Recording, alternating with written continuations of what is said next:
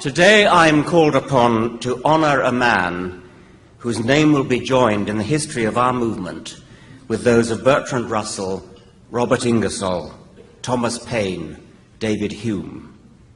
He's a writer and an orator with a matchless style, commanding a vocabulary and a range of literary and historical allusion far wider than anybody I know. And I live in Oxford, his alma mater and mine. He's a reader whose breadth of reading is simultaneously so deep and comprehensive as to deserve the slightly stuffy word learned, except that Christopher is the least stuffy, learned person you will ever meet.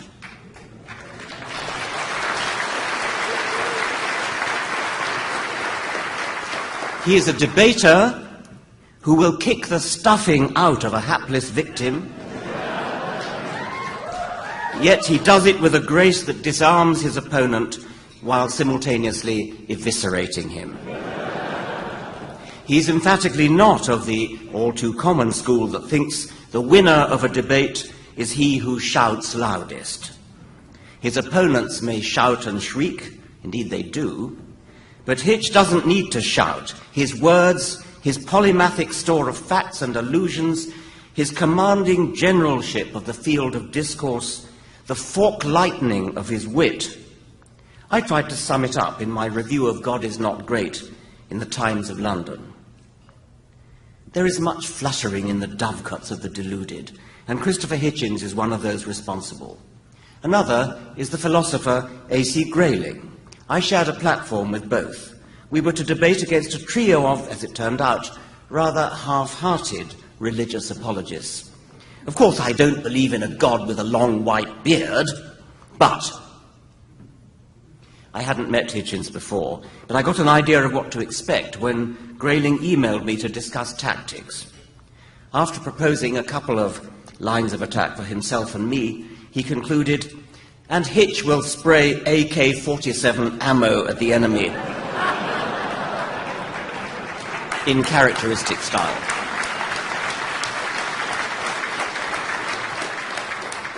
Grayling's engaging caricature misses Hitchens' ability to temper his pugnacity with old-fashioned courtesy. And spray suggests a scattershot fusillade, which underestimates the deadly accuracy of his marksmanship. If you are a religious apologist invited to debate with Christopher Hitchens, decline. His witty repartee, his ready access store of historical quotations, his bookish eloquence, his effortless flow of well-formed and beautifully spoken words would threaten your arguments even if you had good ones to deploy. A string of reverends and theologians ruefully discovered this during Hitchens' barnstorming book tour around the United States. With characteristic effrontery, he took his tour through the Bible Belt states, the reptilian brain of Southern and Middle America, rather than the easier pickings of the country's cerebral cortex to the north and down the coasts. The plaudits he received were all the more gratifying. Something is stirring in that great country. End of quote. Christopher Hitchens is known as a man of the left, except that he's too complex a thinker to be placed on a single left-right continuum. By the way, I've long been surprised that the very idea of a single left-right political spectrum works at all. Psychologists need many mathematical dimensions in order to locate the human personality.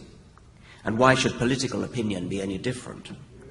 With most people, it's surprising how much of the variance is explained by the single dimension we call left-right.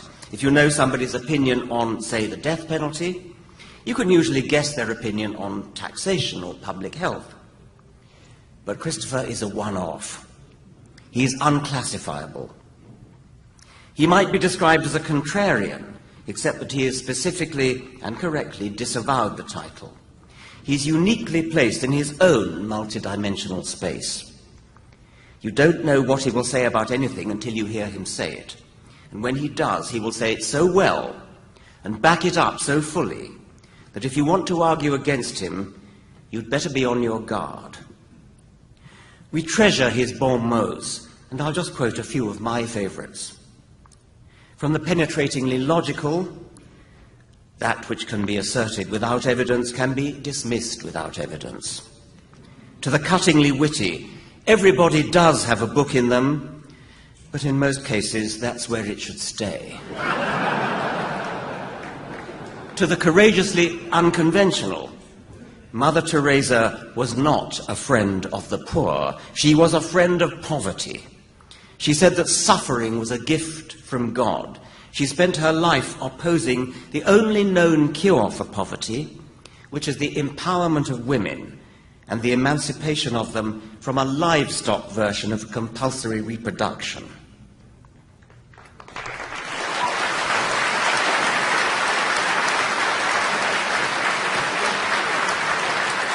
And this, everything about Christianity, is contained in the pathetic image of the flock.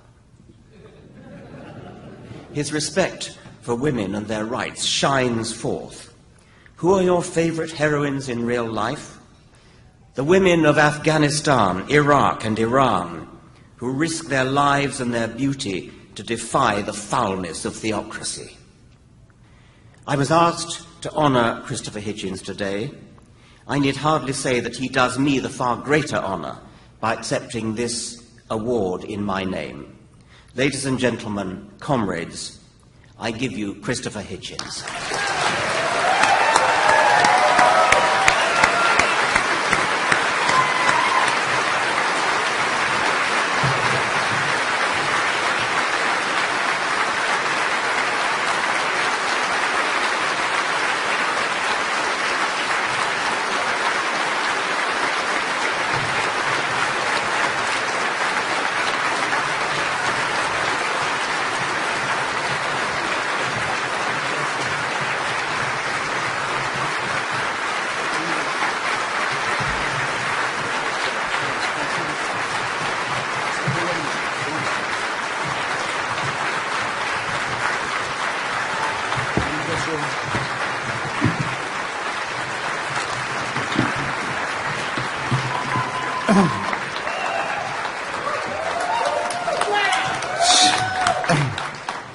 Well, I'm overwhelmed, ladies and gentlemen, brothers and sisters, and I did promise Richard that if my voice didn't go to rags, I would try and speak to you a bit, if that's all right.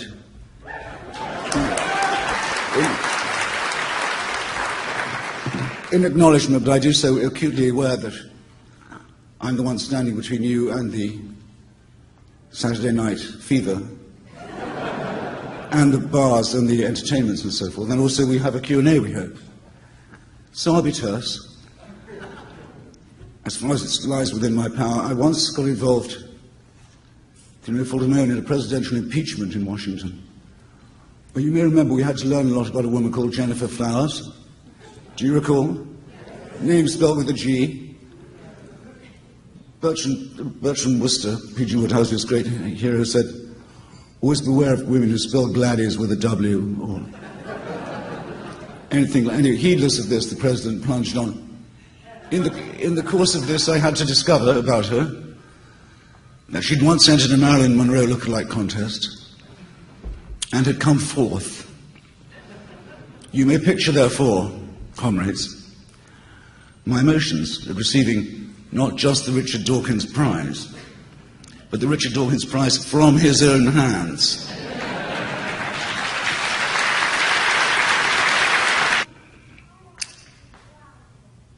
It is true, however, that if we hadn't done it, someone was going to. Richard is sometimes accused, you've heard it, of being overstrident. Before my voice went, I sometimes got accused of it too.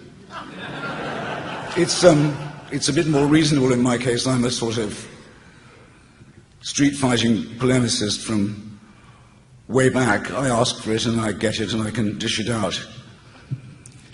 Richard is the defender of a great discipline, a wonderful discipline, biology. with revolutionary and transformative power in the way we think, in our attitudes to medicine, into our attitudes to our origins, and to finding out how beautiful and rare and wonderful, even miraculous, reality really is when we look it in the face. How should he not be strident to see his discipline being attacked and defamed, to see attempts being made to drive it out of the academy, to have the pseudo-scientific garbage taught now under the rubric of equal time. In the old days, the fundamentalists, if they could ban something, did ban it, as the Scopes trial proved. Losing that battle, they decided to go for equal time, an American way, fairness. Now they want it to be a sort of civil liberties and free speech issue. They've even got President Bush at one point to say, let's teach the debate. Well, by all means, let's teach the debate. But only in history class, or perhaps in civics. What we're not going to have is, well, boys and girls, I hope you enjoyed the chemistry period. Be ready for alchemy when you come back after the break.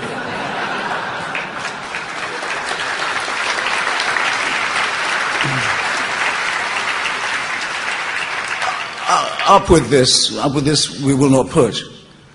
We're not going to have our children stultified and insulted by the teaching of garbage of this kind. And it seems to me an outrage that Richard has fewer friends in his profession. It's for them, I think, to rally and draw the sword and say, with our help too, that this nonsense will not pass. Now, some of you know, well, I guess you all know now, that the words of one of my favourite poets, Ernest Dowson, are quite often with me. Dowson stole them actually from the Roman poet Horace. Non sum qualis eram. I'm not as I was. And though, as I know as well as you do, there's no point in arguing about the actual date or time of departure, because I like to think there would be no good time. I hope you agree with that.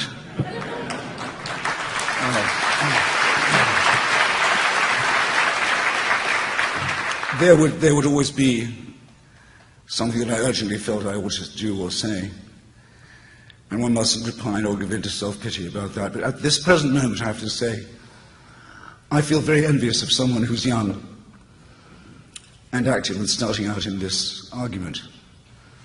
Just think of the extraordinary things that are happening to us. Go, for example, to the Smithsonian Museum, to the new, I hope you've done it, to the new Hall of Human Origins. Magnificently curated new exhibition, which shows, among other things, the branch, or branches along which perhaps certainly three, maybe four if you count Indonesia, humanoid, shall we say, anthropoid species died out not very long ago, within measurable distance of 75,000 years or so. Possibly destroyed by us, possibly not. We don't know. We know they decorated their graves. We think they probably had language ability. We don't know if they had souls. I'm sorry, I can't help you. We probably assumed that they were deluded into having some kind of God. But no religion is yet pronounced on these cousins and brothers and sisters of ours, because they don't fit. There's no way of fitting them into the ridiculous story that makes this tape wind round and round again and replay it and lead to us, to the grand solipsistic conclusion that this whole thing is designed with us in mind. But what a wonderful thing to be starting out in this tremendous new field of endeavour. How fabulous it would be if you had a gift for physics, to get a job as an intern with Lawrence Krauss, for example, who's just beginning to unravel. There's very, very few people have yet dared to do the idea of the alternate and parallel universe. And with each horizon that we reach, we see more bending beautifully towards and away from us. The knowledge we have, say, not just of the sentience, but also the cognition of animals is all of it incredibly recent, a matter of decades, and enormously rich, and yet again very much challenging our own claim to primacy or supremacy in the biosphere, and rich in every possible kind of discovery. I suppose I should begin to close now, because I've said all I wanted to say for myself, and I will join Richard, if I may. You can ask me a question or two, with your indulgence, but to say that I'm not going to quit until I absolutely have to, but that please. Because well, I wasn't finished. I'm not done. Till I absolutely have to. But I so envy those who could glimpse. I only mentioned 3 or 4 of the things that have magnetized and charmed and gratified me to think about in the recent past, and how much I hope that each of you forms some such ambition this evening and carries it forward. In the meantime, we have the same job we always had, to say as thinking people and as humans that there are no final solutions. There is no absolute truth. There is no supreme leader. There is no totalitarian solution that says that if you will just give up your freedom of inquiry, if you will just give up, if you will simply abandon your critical faculties, a world of idiotic bliss can be yours. You will certainly lose the faculties, and you may not know as a result that the idiotic bliss is even more idiotic than it looks. But we have to begin by repudiating all such claims. Grand rabbis, chief ayatollahs, infallible popes, the peddlers of surrogate and mutant quasi-political religion and worship. The dear leader, the great leader. We have no need of any of this. And looking at them and their record and the pathos of their supporters, I realize that it is they who are the grand impostors. And my own imposture this evening was mild by comparison. Thank you very much.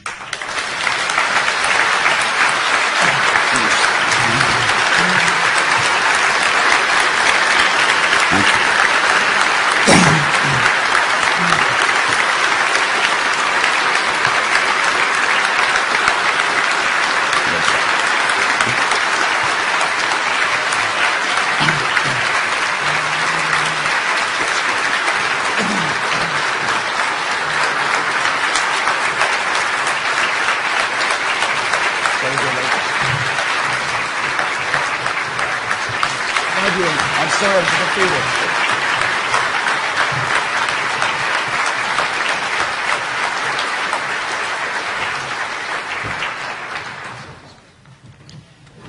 I should have said that the award is a beautiful collection of fossils, a nautiloid cephalopod from the Devonian era.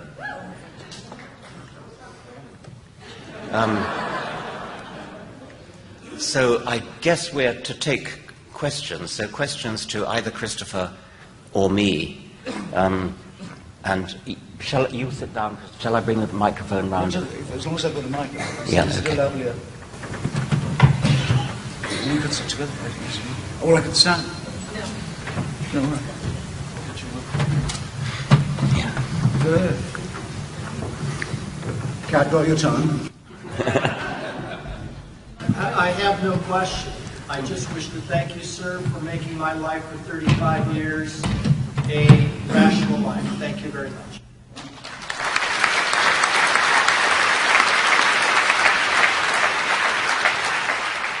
I feel that if I vouch that, I acknowledge that I've transformed 4 years ago. You have. That seems a bit much. Thank you. Why in the world can't I have a hero like you? Well, because you shouldn't need or want to have heroes. Every time people say, when I'm signing a book. I'm a terrific fan. I say, if I don't want to perform, you shouldn't be